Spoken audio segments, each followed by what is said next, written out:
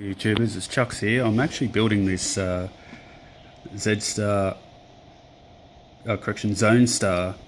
Z5, and I got to a point where I couldn't really work out how to get the Z motor locked in.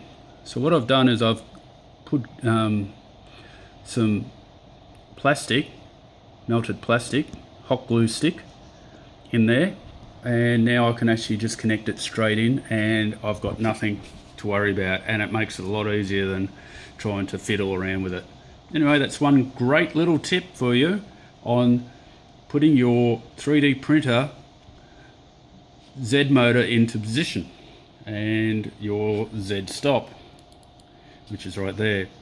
This is looking like a good build at the moment. I've slowed down a little bit because it's been so hot today. I had to bring a fan in because I was almost dropping trying to put this thing together, but we're almost getting there. I've only got a couple more things to do, and yeah, we should have this little baby going. So if you like this, please subscribe, and yeah, this is coming from this. I'm an affiliate for Gearbest, and this is good quality stuff, this one.